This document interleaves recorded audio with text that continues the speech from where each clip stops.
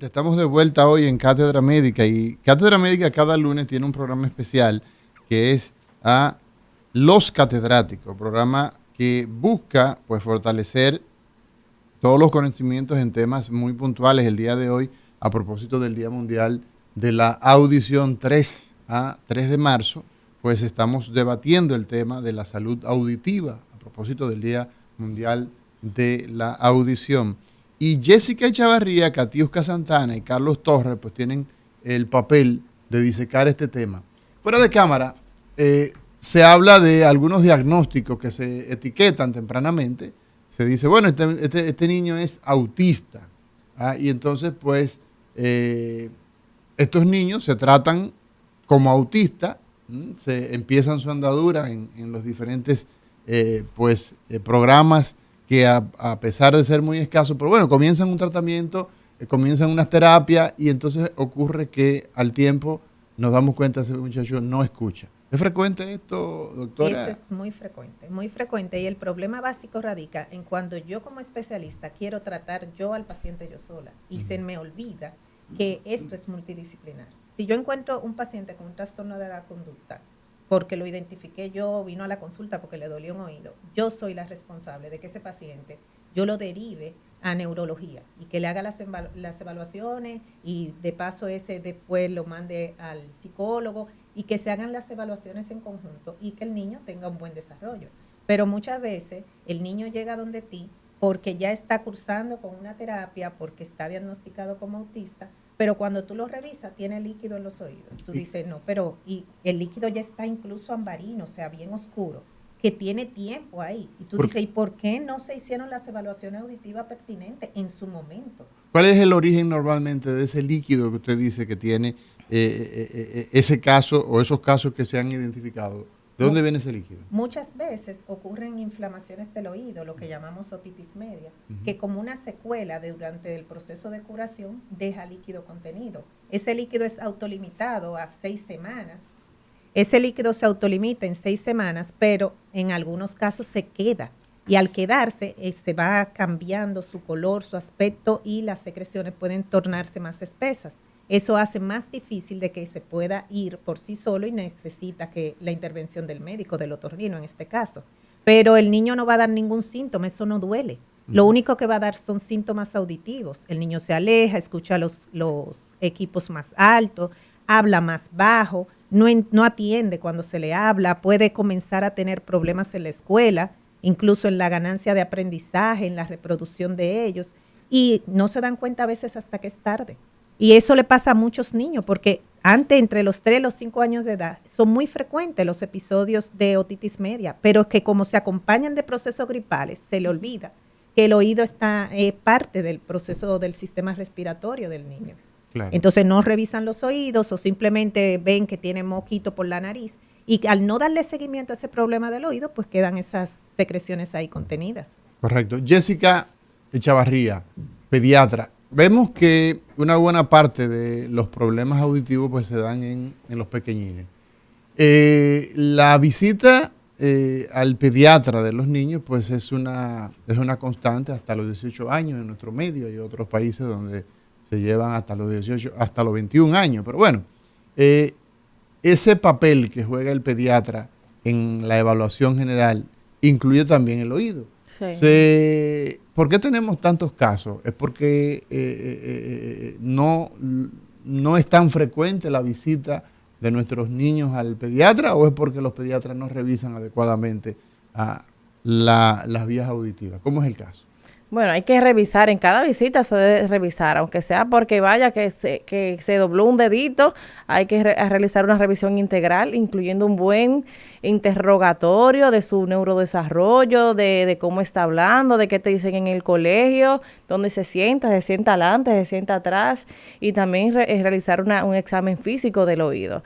Y ante cualquier hallazgo, pues hay que inmediatamente derivarlo a un especialista en el oído, un otorrino. Eso es sumamente importante. Nosotros aquí, en una fecha conmemorativa de las personas sordas, realizamos un panel y tuvimos algunas personas con discapacidad auditiva aquí en el panel, con personas que manejaban la lengua de señas para poder ir interpretando lo que ellos querían decir. Y bueno, en la mayoría de los casos, su condición se identificó después de los 2 años. Y eso, como usted decía, les resta oportunidad a ese niño de poder ser tratado adecuadamente. El identificarlo tempranamente, doctora Jessica Echevarría, en ese bebé que no tiene un mes de nacido y se identifica que hay un problema auditivo, ¿cómo se aborda para evitar que la pérdida sea total o en el caso de que se identifica que realmente no escucha las opciones que hay para ese niño al nacer?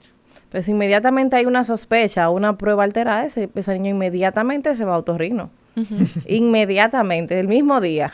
A otorrino. Claro. Entonces llega a la mano de la doctora Santana. ¿Qué se hace ahí, doctora Santana? Lo primero es que se completa el tamizaje. Generalmente el tamizaje incluye lo que son las emisiones y la timpanometría, que son las pruebas de tamizaje, y si el niño no las pasa, nosotros identificamos en la clínica, con la evaluación física, identificamos que no haya nada en el oído que haya causado que esas pruebas salieran negativas, porque a veces puede quedar un poquito de líquido contenido y las pruebas van a dar negativo. Entonces, colocaríamos tratamiento y volvemos y repetimos, pero repetimos todo el tamizaje, incluyendo ahí los potenciales evocados del tallo cerebral. Entonces, si en ese caso no lo pasó tampoco y ya no identificamos nada, entonces hacemos estudios ya de imágenes para identificar cómo está conformado su oído interno, si realmente va la audición o no. Y tempranamente hay que colocar auxiliares auditivos para ese paciente, así tenga un mes de edad. Porque mientras más estímulo nosotros le damos al nervio, más posibilidad de que en lo adelante nosotros podamos darle otras opciones de tratamiento. Ya. Cuando tenemos una situación de que un niño, por ejemplo, pues ha nacido aparentemente sano, ¿no? Y pues decía Carlos hace un momento que el niño en ese primer mes, pues básicamente lo que hace es que come y que duerme, ¿no? Entonces hay poca comunicación. Nos damos cuenta de que el niño está bien básicamente porque está comiendo y está durmiendo, pero el niño no da carpeta prácticamente, salvo algunas excepciones. Ahora bien, pasado ese tiempo, digamos de un mes, de los primeros 6 meses, vamos a ponerles, ¿qué posibilidad existe de nosotros pues ayudar a, pasados esos 6 meses, esos primeros 6 meses de vida, de poder ayudar a un niño que nació con pérdida de la audición? Mira, realmente sí, en ese primer mes el niño solamente come y duerme, pero el niño está alerta a los sonidos. Claro, claro. Si en ese primer mes el niño, tú le hace un ruido y el niño no se mueve, ese niño debe evaluarse, porque entonces ese niño no está escuchando.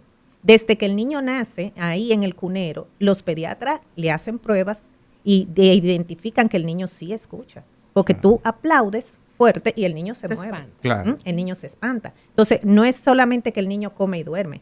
Por lo que creo que Carlos lo decía, porque es el momento en que tú puedes hacer todas tus pruebas y el niño está tranquilito y tú no tienes que usar sedación. Claro, claro. Pero sí el niño en cada etapa de su vida va dando signos. Son signos, no síntomas, porque los síntomas es lo que siente la persona, pero son signos de que su desarrollo auditivo va bien. Pero, como les decía antes, lastimosamente el protagonista en eso es el pediatra, que le debe entregar un protocolo a los papás. Mira, hasta de 2 a 4 meses el niño debe hacer esto y aquello. Y insistirles. Por ejemplo, vino a la visita de los 4 meses. Mira, mami, con su papelito aquí.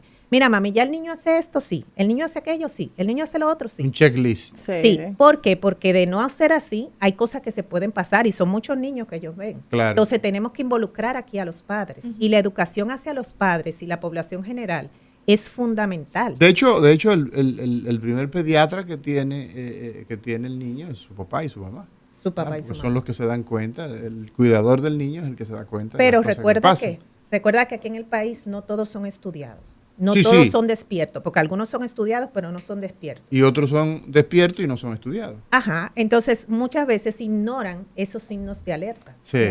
Pero creo que hay que hacer un trabajo grande en concienciar a la familia en todo. Y claro, vuelvo y digo, le toca al pediatra. Sí, porque que la batalla. es la primera persona a la que los padres llevan el niño frecuentemente durante el año. ¿Cuán frecuente es la visita en la población general? No a nivel de hospitales privados, no a nivel de clínicas, sino en términos general, Jessica Echevarría, de esas visitas en ese primer año de vida, por ejemplo? ¿Cuán Bueno, frecuente? el bebé nace, Sí. si todo está bien, se va a la casa y vuelve a la semana de vida. Sí, sí. Luego vuelve Pero, mensual. pero a nivel hospitalario, la gente lleva a los niños frecuentemente a esas consultas a nivel se público. cita. Sí, se sí, no, cita. pero la gente va. Ahora, que vayan es otra cosa. Porque yo tengo la presunción, y debo decirlo así, que simplemente es una presunción, de que a nivel público la gente acude poco a esas visitas. Sí, lo no llevan así a nivel privado. Exacto, muchas veces lo llevan si están enfermos. Si están enfermos, exacto, Exacto. de forma reactiva. Sí, si están enfermos lo llevan, si no, en la casa él está bien. Él está bien, exacto. No Entonces, tiene nada. Entonces, ese es Exacto. un elemento también muy importante, el hecho de que los niños, por ejemplo, hay una consulta que viene funcionando hace varias décadas, la consulta del niño sano. Sí. ¿verdad? Si ese niño se lleva de forma periódica, se cita de manera periódica para ver su progreso, tanto físico como el progreso en salud mental, el progreso cognitivo, el progreso psicomotor, o sea, todo el tema del progreso que tiene ese niño en sus diferentes etapas. Entonces, eso es así, se ve más la consulta pediátrica a nivel privado que a nivel Sí, público. sí. Sí. Aquí me gustaría conocer la opinión de Carlos Torres, audiólogo, hoy en este panel de lunes de catedráticos, respecto al riesgo que corren los bebés que se exponen a sonidos altos. Lo pregunto porque sabemos que en las zonas más vulnerables, así como se expone a un niño al humo de segunda Sí. mano, se exponen a situaciones de riesgo, y ahí está también el que muchas madres recién paridas no quieren limitarse a seguir con sus disfrutes Y de fines de también semana. la presencia de esas madres embarazadas Ajá. exponiéndose a esos ruidos tan altos, que tan frecuentes. O sea, tú vas a un concierto y cuánta embarazada tú te encuentras. Pero ven Claro, acá, en la pero- esquina, en pero el Jessica, colmadón. pero está embarazada, el muchachito está adentro. Eso no le hace daño. Como Le quiera. está Claro, dañando el claro, oído desde escucha. ahí, le está dañando Claro. el oído. Desde el vientre de mamá. Desde el Sí. vientre de la madre. Los sonidos se captan aún esté en el vientre de mamá. Claro, por eso que le hicimos desde el quinto mes, desde antes, pero del quinto mes ese bebé reacciona a los sonidos de al habla. A los Habla en sonidos el externos, vientre. claro que sí. Imagínense que lo pongan ahí en un concierto ahí o un colmadón con una música esa que vibran. Claro. Entonces aquí la pregunta se va aún más lejos de donde yo iba a plantearla a Claro. Carlos Torres. O sea, no es solamente esa exposición a sonidos muy altos luego de que el bebé nace, sino aún cuando está en el vientre. Vamos a ver el impacto que tiene eso en la salud auditiva. Carlos Torres, adelante. Sí, yo necesito responder algo previo. Hay dos elementos siempre que mueven los pies de la mamá y del papá con el bebé recién nacido. Dos elementos que los mueven o los frenan. Uno, claramente, es el costo. Uy, tengo que ir a hacer un tamizaje, ¿esto cuánto me cuesta? Cuando uno piensa en el costo, tiene que pensar en el costo económico y tiene que pensar en el costo de si debe pedir permiso en su trabajo o si tiene la facilidad para llevarlo al lugar donde tienen que hacer el estudio. Y el segundo elemento es siempre el miedo. Si el pediatra no infunde miedo, los papás no ven ninguna necesidad de tener que llevar a cabo esto. Comento esto porque en el plan familiar de salud de todas las ARS debería estar incluido siempre las emisiones otoacústicas, la timpanometría y los potenciales evocados.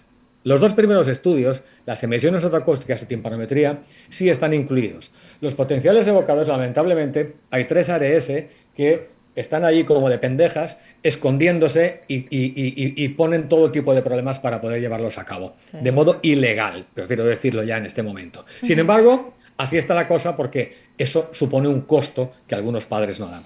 Si el pediatra infunde el miedo suficiente diciendo vete a hacerlo porque aquí tienes el referimiento y no tiene costo, los papás van. Pero si el pediatra dice no me vuelves a ver a mí si no me traes este estudio hecho, entonces el papá se movería y la mamá también. Esto es lo primero que quería decir. Porque si estos dos elementos no los superamos, seguiremos estando en la cola, en la parte atrás del último, en Latinoamérica. Y respondiendo a la pregunta original que era en el tema de los factores de riesgo, ¿cómo educamos a unos padres para que no se pongan en un bonche, en un colmadón con una Jumbo en la mano? Pues yo no lo sé. Yo creo que es un tema ya de educación. Por años, Santo Domingo era la segunda ciudad más ruidosa del mundo detrás de Tokio. Imagínense. Y cuando yo en algunas entrevistas lo digo, a mí la gente se me ríe diciendo, wow, no somos el primero, vamos a serlo. ¿Me entienden? Vamos a ver si somos el primero. como si eso fuera algo maravilloso. Y evidentemente lo que está haciendo es minar la salud auditiva. ¿Y saben otra cosa que mina el ruido fuerte? Lo que mina es el carácter. A mí, por ejemplo, me cambia el carácter cuando estoy en un lugar con demasiada bulla. ¿Por qué? Porque no puedo hablar. Y si no puedo hablar, ¿para qué estoy ahí? Si yo fui a conversar. No tiene sentido. La bulla fuerte afecta a la audición, pero también afecta a la convivencia entre las familias. Si afecta a la convivencia, entonces afecta a las relaciones. Por lo tanto, lo importante sería que se pudiera aplicar la ley en ese caso. No sé si les respondí, pero es que es un tema cultural al final. Porque la afectación es clara. La afectación es clara también, evidentemente, en los niños y en los adultos. ¿Ustedes han pasado por una iglesia evangélica y han visto las bocinas que hay? ¿Se lo están imaginando? Yo no sé si me están escuchando. Claro, Sí, claro, sí, sí, claro. claro. Estoy escuchando. Pero les pongo un Escuchamos ejemplo. fuerte y claro. Les pongo un ejemplo. Hablo Sí. de una iglesia evangélica y lo digo Sí, con todo respeto. pero ¿sí? fíjate que hay un detalle. Yo pienso que la gente participa más de las actividades, digamos, en las discotecas, en los bares, que en las iglesias, probablemente. Y la verdad es que cuando vas a un bar, ¿ah? No puedes, literalmente, no puedes comunicarte con las personas que estás ahí. Porque el sonido, incluso en lugares públicos, el día pasado estaba en la playa de Boca Chica y el sonido era tan alto, que al final terminamos yéndonos de ese lugar porque no nos podíamos, o sea, era ensordecedor. Entonces, realmente, nosotros tenemos una legislación en la República Dominicana que controla el ruido. Sin embargo, el sonido alto, o el ruido como le solemos llamar, pues parece que solamente está en papeles ese control, pero no es real, no hay un control de los decibeles en que se puede escuchar. Entonces, es un problema muy serio el que se traduce. Y la pregunta entonces en este caso, a todos, a los tres, a Chavarría, a ti, Carlos, y a la doctora... la doctora Santana. y es ¿cuál es, digamos, el nivel en el que nosotros, en términos general, debemos tener los sonidos que sean saludables? Todo nivel por debajo de 80 decibeles. Pero ¿qué sucede? Que en esos lugares donde hay fiestas y demás, ellos han visto qué bien le va. Cuando pone mucho ruido, la gente no habla y consume. Entonces a ellos les conviene poner su música alta, igual en los cines, en los bares, en las discotecas, en los conciertos, lo ponen súper alto. Y yo vivo insistiendo desde hace años, mandándole clics a mis pacientes, para que se coloquen aunque sea servilleta dentro de los oídos cuando van a cualquier concierto. Porque tú pones un decibelímetro, que es una aplicación que está gratis en el teléfono, y tú ves esos niveles y tú crees que estás oyendo la música muy buena, pero tú te estás dañando tu audición. Claro. Entonces lo ideal es que sea siempre por debajo de 80 decibeles. Y un nivel básico debería ser 60 decibeles. Pero pon tu teléfono a 60 decibeles en un concierto. Tú no lo vas a disfrutar porque a ti te han venido mal acostumbrando a que los niveles sean estridentes, como tú dijiste, ensordecedores. Claro. 80 decibeles viene siendo que si yo tengo que alzar la voz para que otra persona me escuche. 80 decibeles, tú disfrutas tu fiesta, pero no te molesta. Pero tú puedes hablar y conversar, aunque sea no tengo que alzar la voz para que el otro me escuche. No tienes que levantar la voz, pero a los que hacen la fiesta no les conviene, porque entonces tú estás hablando, no consumiendo. Ni a los que están en la fiesta tampoco les gusta. No, lo quieren más alto. Sí. ¿Me permites, Katiuska? Hay una forma muy didáctica de entender los decibelios. En este momento yo hablo a 30 decibelios. Y 30 decibelios es la voz del chismoso, la voz de una biblioteca. 60 decibelios es la voz humana, cordial, amable, a 1 metro de distancia, en una conversación entre dos seres humanos normales. 90 decibelios es la voz voceada, en la de niño, estate quieto, espera, que tú no me escuchas, es la voz de una pelea en su matrimonio. Y 120 decibelios es como si tú tomaras un bolígrafo y te agujereas el tímpano.